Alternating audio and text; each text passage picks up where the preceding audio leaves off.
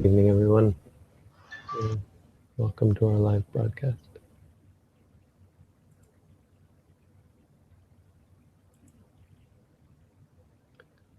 Today we are on to Sutta number 58 in the Anguttara Nikaya Book of Ones. We got a whole bunch here that we have to go through. And each one says that there's one thing. He doesn't see anything that... sorry, just a second. I'm going to turn off the fan here.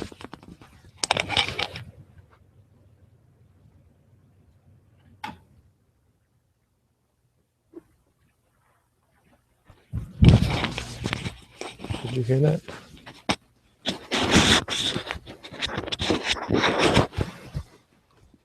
Be quieter now. So Buddha says, I don't see one thing that is equal to all of these things. These are the things that give rise to wholesomeness, wholesome qualities, and unwholesome qualities. So we got pairs here.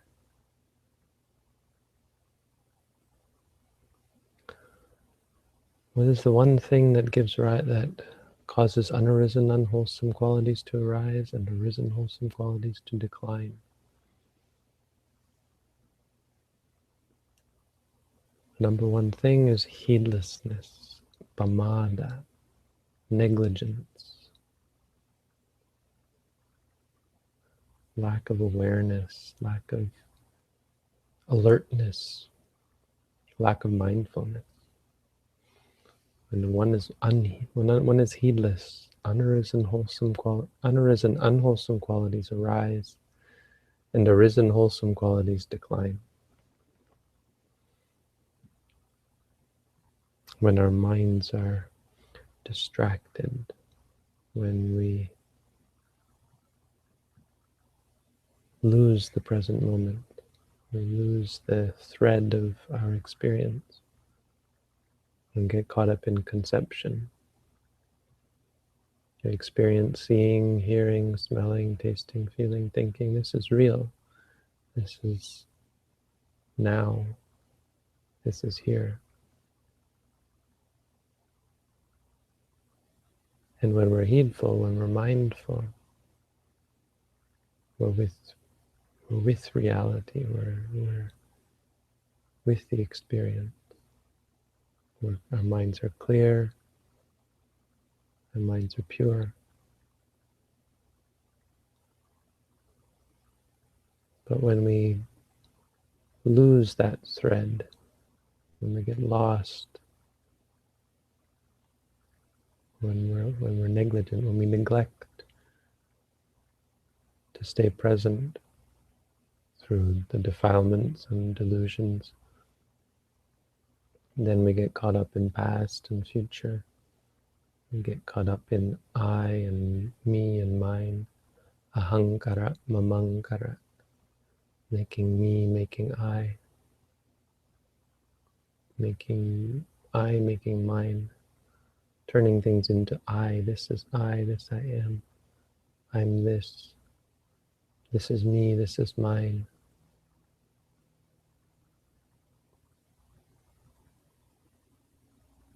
Or through liking or disliking or whatever, we get lost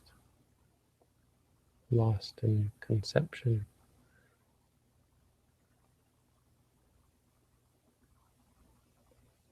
As a result of getting lost, then there's room for all these things to arise, liking and disliking. Because they can only arise based on conception. When you're focused on ultimate reality, when you see things as they are, there is nothing to cling to. It's not only that things aren't worth clinging to, it's that there's no chance to cling. Something arises and then it ceases, and that which arises is not desirable or fearsome. It's actually quite meaningless. There's no meaning to be found in it.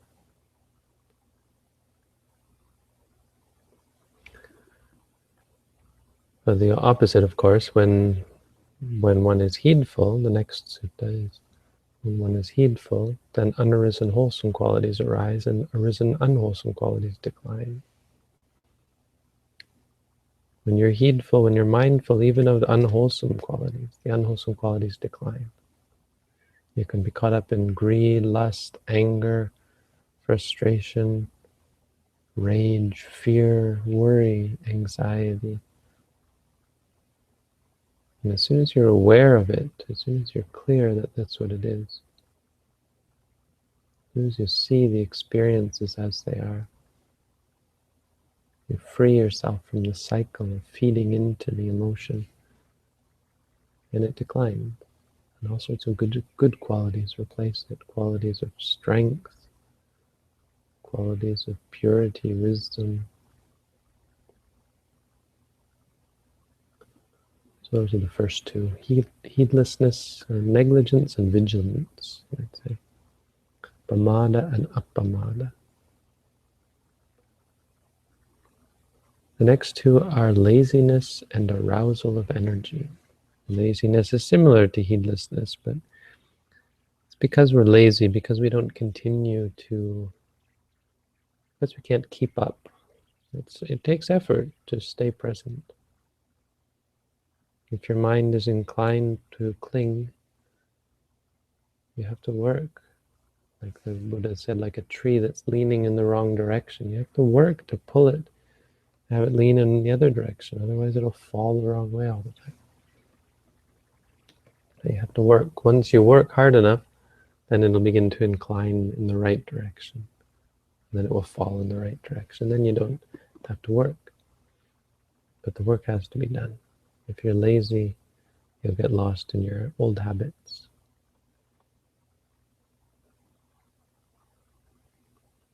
The next two are mahicchata and apicchata.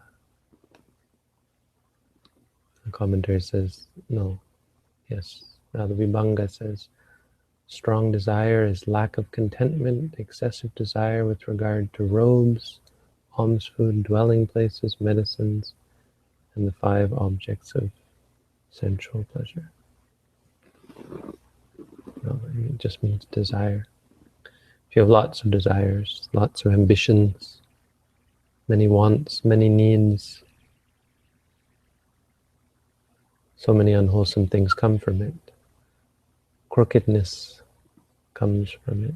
Manipulation, manipulating others. Quarreling comes from it. Fighting with others. Jealousy comes from it. Stinginess comes from it. Oppression, repression, fear, anxiety, boredom, depression, all these things come from desire. You want things, you can't get them. You want things, you get them. Whether you get them or don't get them, bad things come from desires.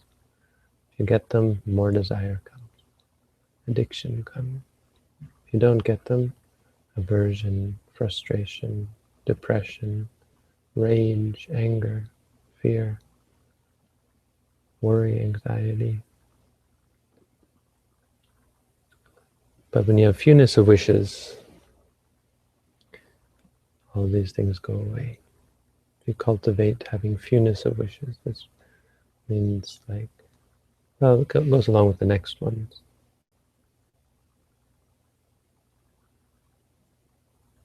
The next two are non-contentment and contentment. Now, contentment is a wonderful word and a wonderful quality. Of course, I've talked about before many times about how there are certain types of contentment that are bad. If you're content in terms of being complacent, content with your progress, well, there's still more to do, then that's not good. You should be discontent about your progress and always strive on for further progress. But discontent about your situation, about your experiences, and by extension your possessions and relationships and your even your physical and mental state, your body, your mind. Discontent is a big problem. The Buddha said one of those qualities that is incomparable in terms of how how how it causes unwholesome qualities to arise and wholesome qualities to decline. Contentment is a big part of the difference between boredom and peace. Because if you're bored, it's probably the same situation that would bring you peace, right? If you're bored, it means there's nothing interesting, nothing exciting. But when you're at peace, it has to be this for the same reason, because you're not agitated by anything. Why can't you be at peace with that which you find boring? The difference is discontent and strong desire. The next two are careless attention and careful attention. I think this is yoniso manasikara and yoniso manasikara, right? Let's see, next.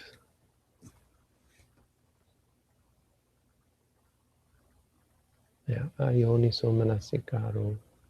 Yoniso manasikara. We've been over this. Yoni means to the womb or to the root. So it means wise attention and unwise attention. If you have wise attention, keeping things in mind properly. This is important. It doesn't mean you should just pay attention. If you have the wrong kind of attention, bad things come from it. And this is in terms of seeing things as me, as mine, as good, as bad, as right, as wrong, instead of just seeing things as impermanent, unsatisfying, uncontrollable, not worth clinging to, not with any meaning, seeing things simply as they are, according to the experience.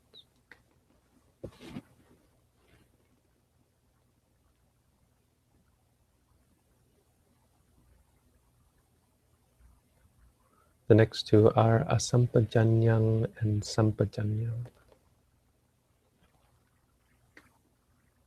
Sampajanya means clear comprehension. It refers to the wisdom that comes from being mindful. When you're mindful, there's a clear awareness of it is this. It is what it is. The seeing something as it is. When you say to yourself, rising, seeing it only as rising, and seeing it and being there with it, instead of being lost somewhere else. That's sampajanya. When you lift your foot, you say lifting. Being aware of the lifting, knowing that this is the lifting of the foot, knowing it as it is, that's sampajanya. It means knowing it that it's not permanent, it's not stable, it's not controllable, it's not satisfying. There's nothing beyond that. There's only the lifting. And there's no other salient quality to it. If you don't have that, you get lost. This is part of what causes us to be lost, because we see things as entities, and we get caught up in unwholesomeness as a result.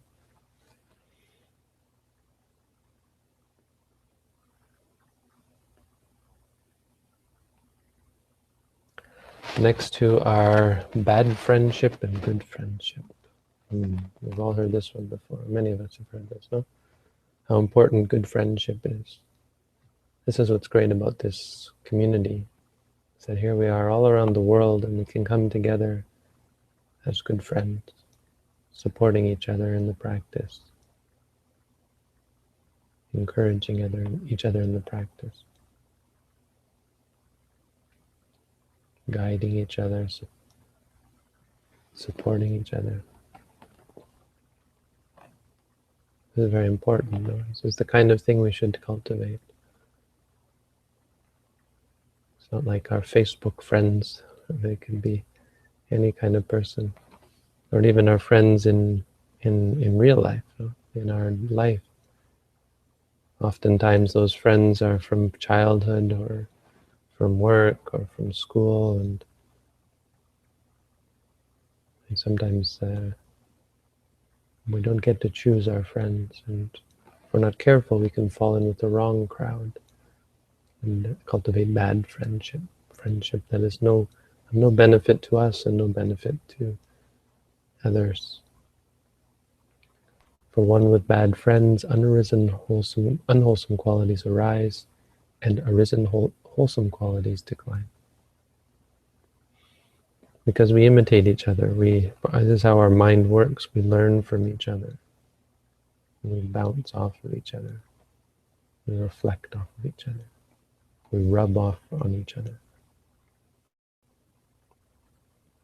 On the other hand, if you have good friends, then good qualities rub off and you're reminded of good things. You're encouraged in good things. Good things come to all.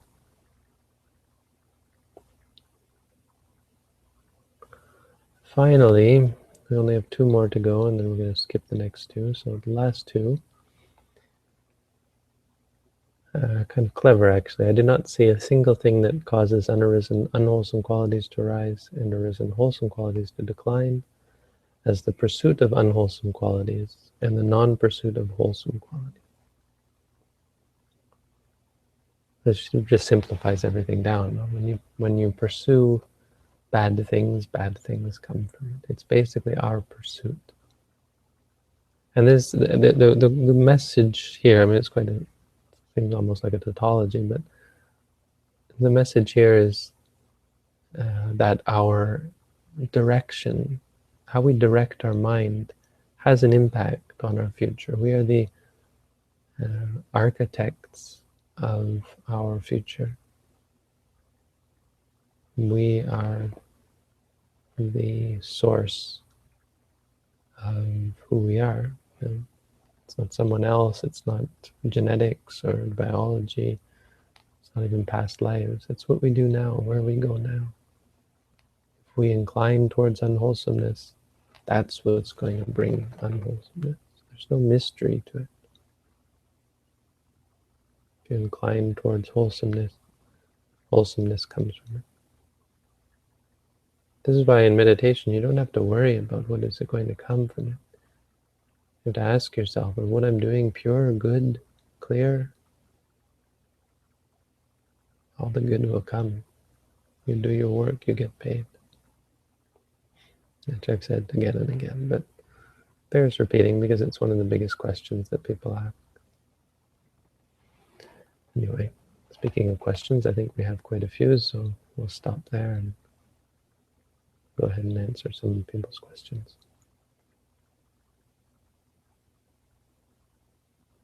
I think we have one from last night. Someone unfortunately just got on just as we were leaving. Did you see that one? I do. When it comes to formal meditation, are we supposed to eventually drop noting? In other words, noting of rising, falling, etc.? Well, you know what? I don't think you're going to be heard on the shoot. I don't think you're going to be heard because I've got this set up wrong now. Yeah. The audio is not going to have your voice.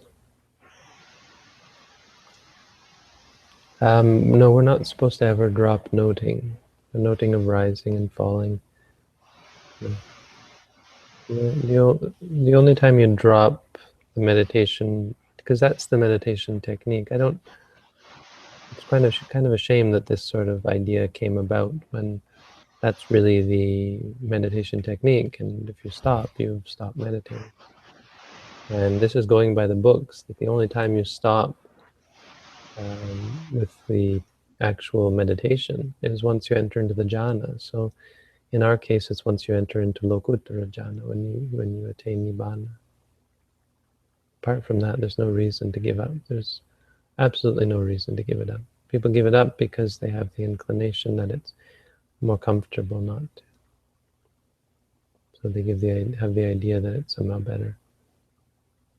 But it's a challenge. It's the challenge that we want. There's a challenge to being clearly and purely mindful and creating this yoniso manasikara, creating wise attention, clear comprehension.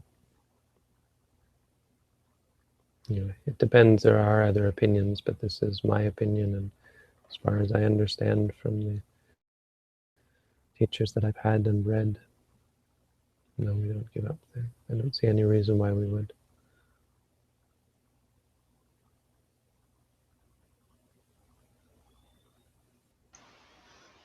While meditating, I reach a point of concentration where I begin to feel weightlessness, tingling, and joy. My mind suddenly detaches and starts trying to analyze the experience, and I lose all concentration. This has been happening for the last couple of months. Can you please give advice on what might be the root of this issue?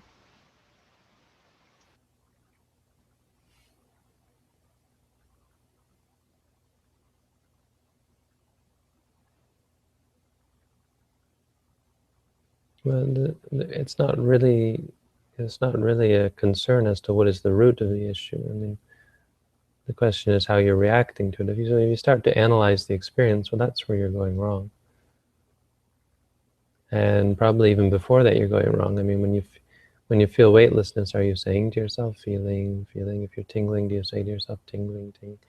If you feel joy, do you say to yourself, happy? Are you even meditating the way we teach? If not, then there's not much I can do for you. I'd recommend you to read my booklet and consider practicing that way. If you are, then that's probably where your problem is that you're not actually being mindful of those things according to the technique. If you do, you'll find it gets a lot better. Those kind of situations. It doesn't matter what's causing it. That's not important. It's just a matter of how you react to it, because lots of different things will happen.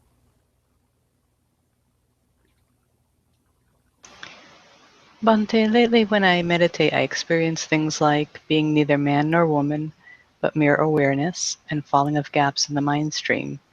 Can this be considered as progress? And should one even be concerned with progress, or should one rather just be focused on practicing? Yeah, there's different opinions. There's an interesting passage in the Visuddhimagga. Some teachers say you should tell your students, yes, that's a sign of progress, and others say you should say, well, just keep practicing, because sometimes if you tell them it's a sign of progress, they will slack off. So that's a question you have to pose to yourself. That's something you have to keep in mind. Don't be too concerned with progress, because you'll get lax, you'll get complacent. But yeah, it sounds like actually quite a powerful sort of state. I guess the point is that good states of clarity and states of pure awareness will come, and they'll come as a result of the practice. But as soon as you shift from practicing to appreciating the state that you're in, you've stopped practicing. And because you've stopped practicing, you're going to fall back. And anyway, as long as you have unwholesomeness, you're going to fall back, and the state is going to disappear. So certainly don't concern yourself much with it. You shouldn't be surprised. I mean, success comes from practice, but just keep practicing. Sometimes in my sitting practice, I don't feel I. It's not like I'm I anymore. It's like I'm everything. I feel like everything that surrounds me feels like dissipating at first, but then don't feel like myself or my mind, just feel like I'm everything. And sometimes looks like I'm in the void. I feel that the void is me. What does this mean? You see, that's the problem, is that you're asking, what does it mean? You're assuming that it means something. You're applying meaning to something that's meaningless. Experiences are meaningless. When you have these feelings, they're just feelings. They might be good, they might be bad. It doesn't really matter. For the practice, even good things we have to be mindful of. It doesn't matter whether it's a sign of progress, for example. But all of this idea that I am everything and I am the void, this is all extrapolation. It's just a feeling. And when you have the feeling, you should remind yourself that's a feeling. If you're thinking, or if you like it or dislike it, you should be mindful of all that. These are just experiences. They come and they go. You could say they're good, but it's not really useful to do so. It's much more useful just to be mindful of them and continue on, because you know good things are going to come and bad things are going to fade away. That's what we were talking about just now.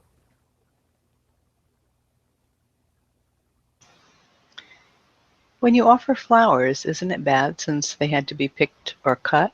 Is it okay to use fake flowers instead?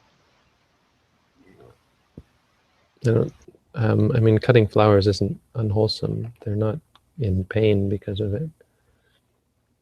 They're not sentient beings.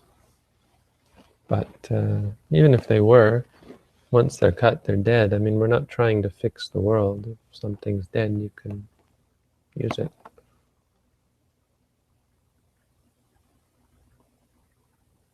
Just don't kill. But killing flowers isn't really killing.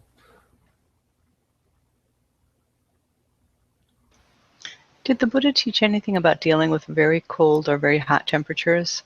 It's almost 40 degrees Celsius, and I switch on the climatization while meditating. Now, the Buddha did say you should be you should bear with hot and with cold, not reacting to it. In Jamtong, the huts would get up to about 40 inside. And we'd imagine being in the room it's 40 inside. It's like an oven. And you just have to meditate through it. And we try to keep things comfortable. You don't want things to be too difficult. So here we try to keep things fairly comfortable. During the afternoon here we have the air conditioning on for a few hours. The other thing is you want to, if you're living in a house, you have to keep the smell and that kind of thing. And for all the Americans that are saying 40, what are you talking about? That's like 104, right? 104 Celsius or 104 Fahrenheit. I don't know, is it? It's up there, yeah. I've noticed that after trying to meditate according to your instructions, I've been feeling better mentally, but the salience of my bad qualities have been greatly intensified. I suppose that I shouldn't try to resist them, but do you think that they will go away as I continue to practice meditation, especially if they seem to be part of my personality? Yeah, absolutely. I mean, you don't have to doubt about that because you're doing good things. What you have to be clear about is that good things lead to good results. And if you're not clear about that, get that clear in your mind. Because the meditation is good. The meditation is a state of clarity. And so there should be no doubt as to whether good things are going to come from it.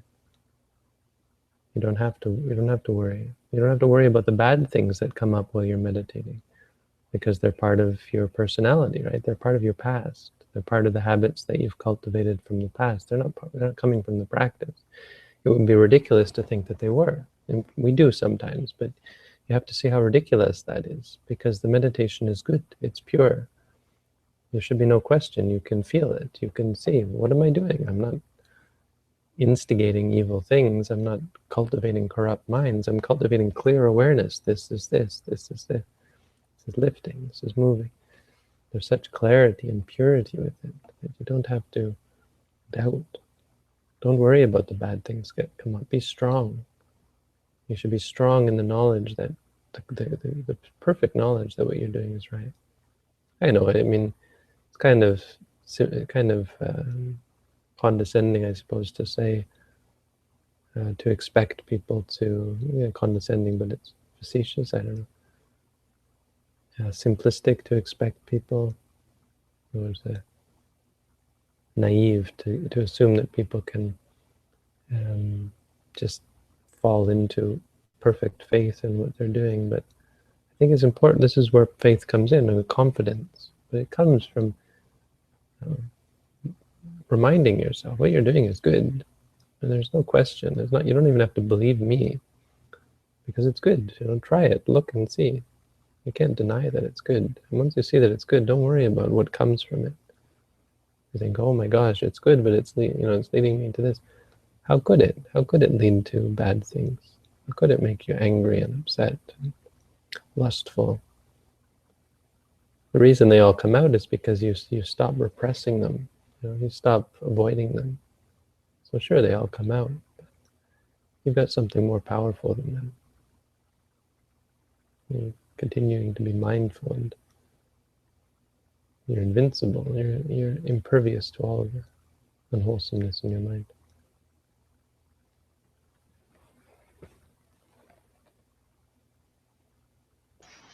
I'm still uncertain about walking meditation. I know as stepping right, stepping left, but once someone becomes proficient, can one know as lifting, stepping, placing? Is one way better? Thanks. Yeah, I mean, when we do a course, we'll lead people through from stepping right, stepping left, all the way up to actually 6 parts walking. So that's one of the reasons I created the online courses, just to get people who couldn't come to do courses here, to get them through the technique all the way up to the 6th walking step. So if you're interested, I'd recommend, you can just do 3rd walking step, 4th walking, whatever you want, but if you want to do it systematically, you could sign up for one of our online courses, and I'll take you through them, get you up to lifting, moving, placing in no time. Or even better, come and do a course here. I have a question, Bante. I know some of the IT team volunteers have been working on a new platform. Is there a plan to migrate over and start using that, or is it still being tested? I think I just talked to Martin about it today, and he said it depends on how comfortable we are with the way it is. Have you seen it? I haven't, no.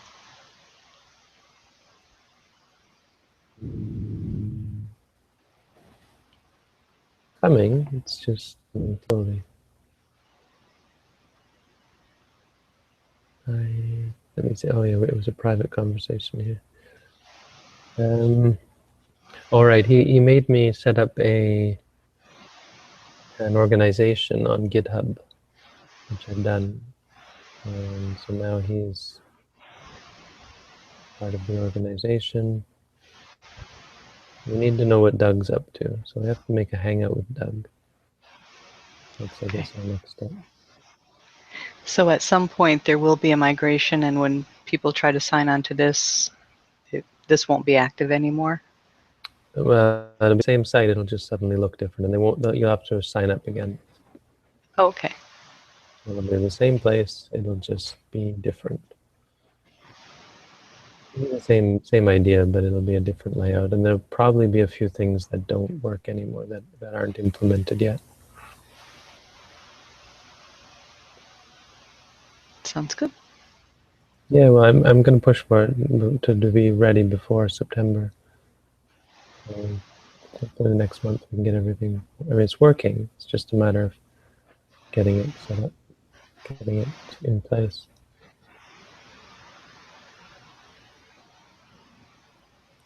I guess that's it, no? No more questions? I think we're all caught up on questions. Okay. Thank you all for tuning in. Wish you a good night. See you all tomorrow. Good night. Good night. Thank you, Bante.